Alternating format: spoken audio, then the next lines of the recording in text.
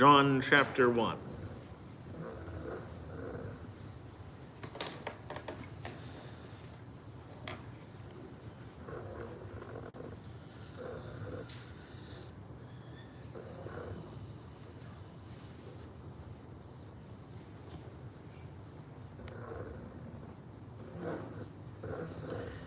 In the beginning was the Word, and the Word was with God, and the Word was God. He was in the beginning with God. All things were made through him, and without him nothing was made that was made.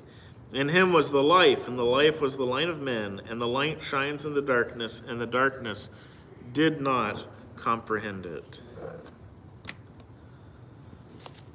Verse 14. And the Word became flesh and dwelt among us, and we beheld his glory, the glory as of the only begotten of the Father, full of grace and truth. John bore witness of him and cried out, saying, This was he of whom I said, He who comes after me is preferred before me. And of his fullness we've all received, and the grace for grace. For the law was given through Moses, but grace and truth came through Jesus Christ. No one has seen God at any time, the only begotten who is in the bosom of the Father, he has declared him. The book of John starts with a rather bold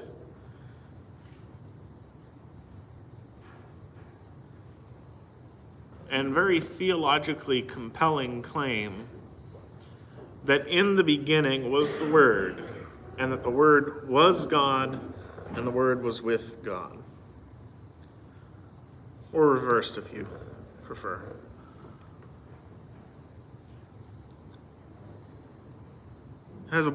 Like I said, it's a bold claim. There's many theological ramifications to that claim.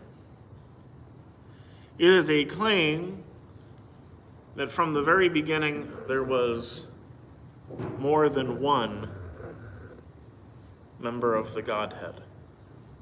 That there was more than one person inside of the one God.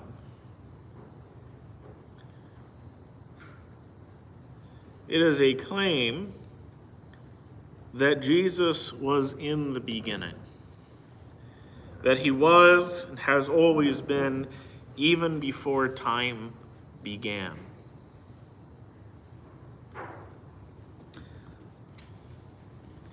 It is a direct reference, of course, to Genesis chapter 1, verse 1, in the way that it's laid out and presented.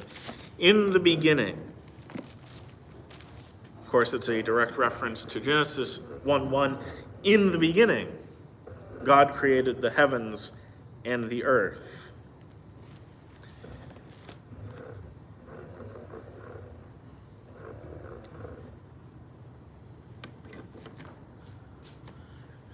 It is a claim that Christ has the same state of existence that the Father has. That he was God and he was with God.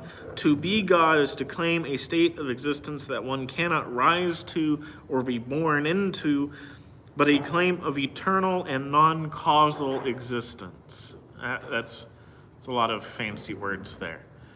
But what it means is that there isn't a reason, there isn't a cause behind why God exists. God just exists. There's quite a famous quote from a French philosopher who says, I think, therefore I am. But concerning God, he just says, I am. That's all God says. He doesn't have to say, I think, therefore I am. There's no therefore. He just is. I am.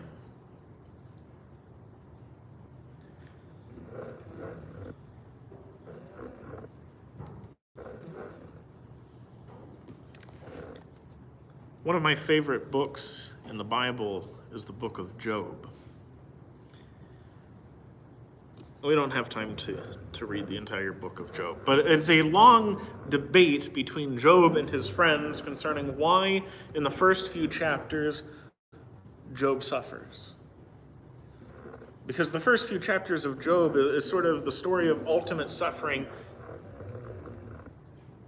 that is only exceeded by the story of Christ and his suffering. But Job has tons of sons, he has tons of daughters, he has lots of cattle, he has tons of servants, and he rules them all well. He manages them well. They all enjoy being part of his family, being part of his household. And in a matter of a day, not even a whole day, in a matter of a few hours, it is all ripped away from him. And he has 3 servants left and no way to take care of them. And his wife comes in and tells him to curse God and die. And Job is suddenly stricken with an illness that causes terrible sore boils. Everything has been taken from Job except for his life. And his 3 friends come along and they sit there for about a week with him, just in silence. And then they open their mouth. And they begin to tell Job that he must have done something terrible for God to punish him like this. And Job insisting he hasn't done anything terrible.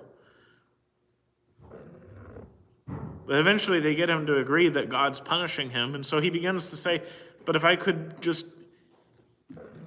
have my day in court with God, if God would just listen to me and I could present my case, he would see that I'm innocent.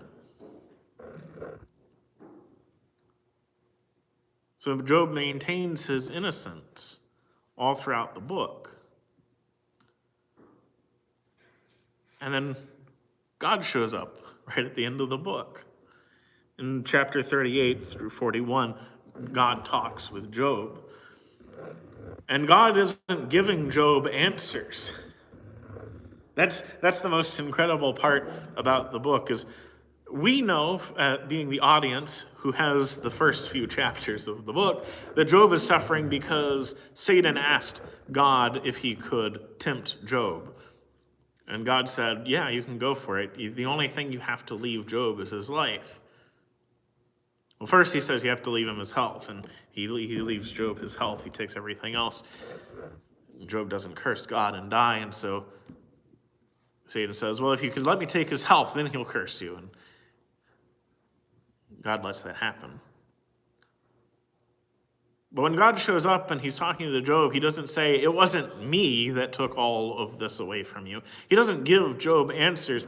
He merely questions Job and says, do you think I don't know that you're innocent?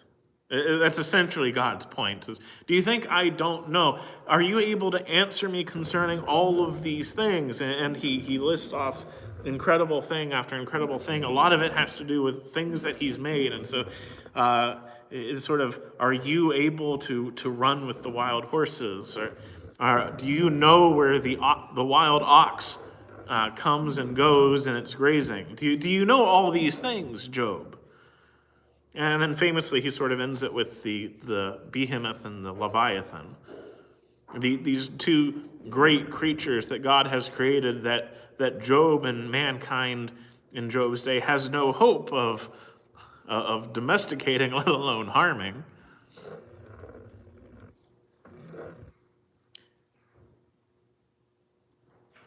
And the incredible thing about Jesus is that Jesus would be able to answer God in all of these questions. They wouldn't simply be rhetorical questions for God to present to Jesus to tell him to not worry about whether or not God knows something.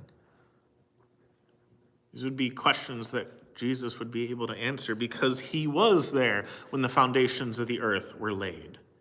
In fact, he was the one helping to lay the foundations of the earth. All things were made through him, and without him nothing was made that was made.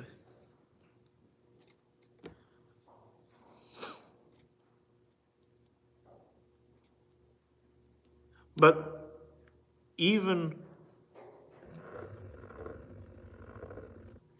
more than simply being there in the beginning, helping to create all things. When you pair the Gospel of John with the epistle of 1 John,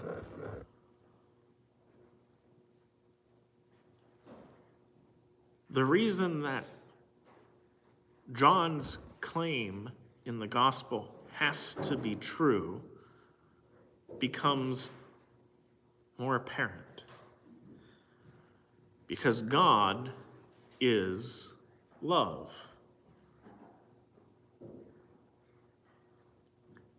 But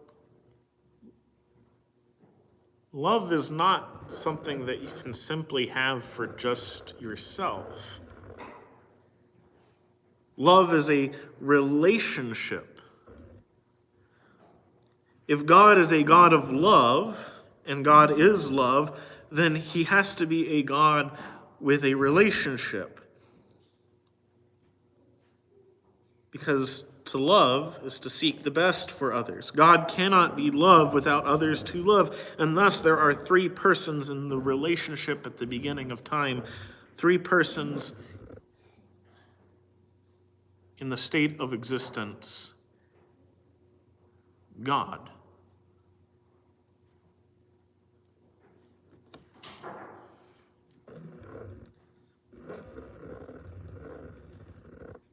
And all things were made through him, and without him nothing was made that was made. Jesus, the Father, and the Spirit are the uncaused causes. Everything else flows from them.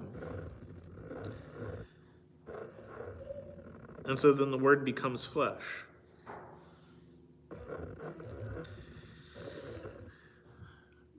The claim of John here is very clear, that Jesus is the Word. He is God. This member of the Godhead is Jesus, the very one whom John served for years. John is setting out to prove to his readers, to make the case that Jesus is indeed not only the Son of God, but is God. That the Word becomes the Son of God.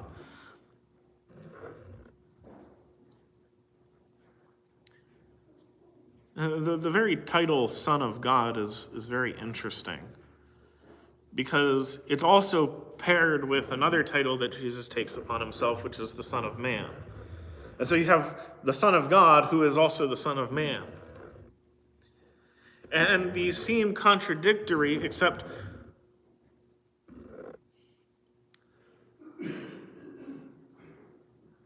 God is a state of existence.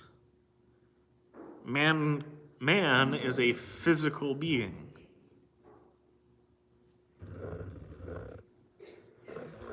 And in taking the title Son of God, he is saying that he is God incarnate in the flesh. And in taking the title Son of Man, he's saying that he is the perfect version of Adam. The Son of God is also kind of a reference to that as well, because Adam is referred to as the Son of God. You can find that in Luke, in the genealogy, because he came from God. Well, in the same way, Jesus comes from God, and he is the perfect version of Adam. Whereas Adam was born perfect and was supposed to maintain that perfection, but fell and ate of the fruit of the tree of knowledge of good and evil. Jesus is born perfect and does not fall. Does not sin. And so he's man perfected, Adam as he should have been, but also he's Lord of heaven and earth. And in the statement that Jesus is God, that Jesus is the Word, then he's truth, which he claims later in the book of John. I am the truth, the way, and the life. And so Jesus is the Word, the very essence of truth itself, and so it is It is humorous almost when Pilate mockingly asks him, "What is truth?" not knowing that truth in itself is standing there before him.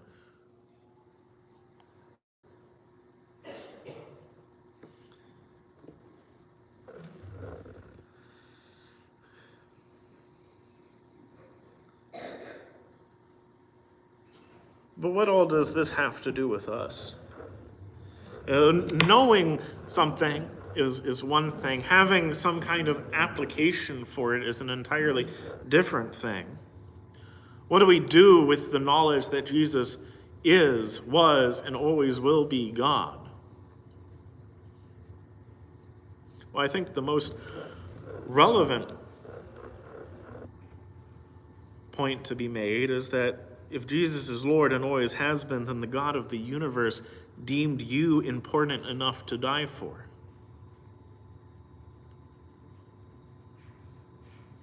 And that's quite something. That your soul, made in the image of God, God thought was important enough to die for. You're not just worthy of love, but God showers you in it. And it's not just some pointless, worthless love, like the world wants people to practice, where you just go along with whatever somebody says and don't argue with them. God's love is a love that says you can be better, and I want to help you achieve the best that you can. You need my help. You need someone to die for you so that you can be saved. And I'm the only one who can do it for you. That's the love of God. It's not to say, oh, you're fine however you are. I love you the way you are. God does love you the way you are because he wants you to achieve better.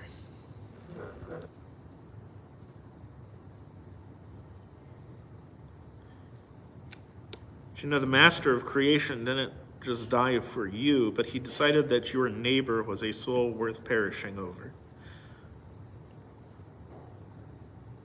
The first commandment is to love the Lord your God with all your heart, with all your soul, with all your mind. And the second is like unto it, to love thy neighbor as thyself.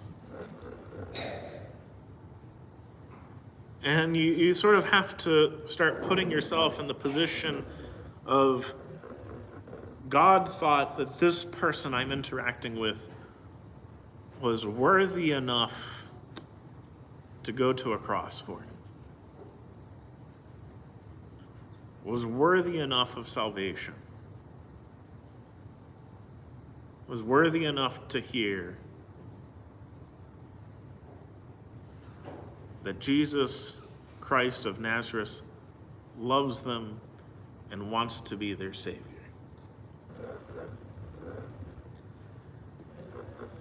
And then you have to come to the realization that if he died for everyone, then the infinite, all-powerful God who can cast both body and soul into hell, loves your enemy.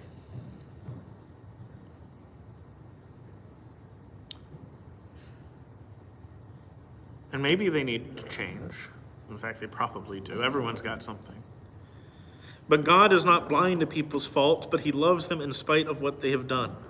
See, forgiveness from God or to others is not about saying that there is no fault, but that despite the problems, we can continue improving and working together. That God is able to move past those problems and to work with the person to improve life.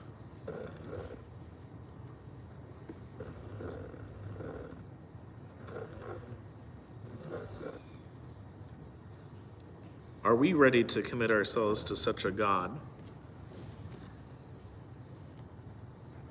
who seeks the best for all men? Not the men that we like, not the people we want to get along with, but everybody. For all men are made in the image of the immortal, incorruptible God. And all men have fallen short of the glory in which they were created.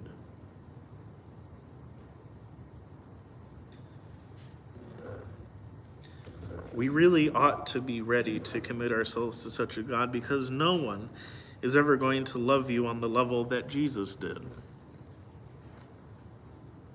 And this is a bit of a side note, but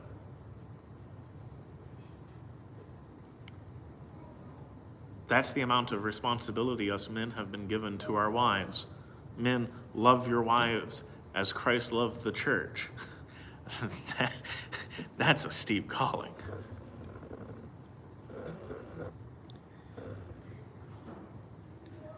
But are we ready to commit ourselves to a God who loves everyone and wants each and every individual person on this planet to achieve the best version of themselves that they can? Knowing that not everyone is.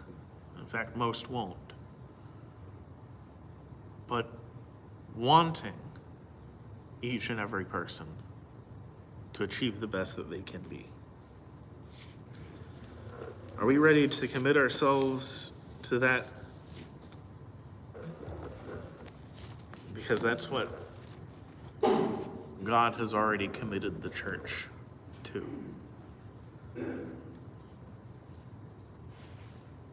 There's anyone here who needs to respond to an invitation to put on Christ? If you need prayers, if there's any way that the church here can help you,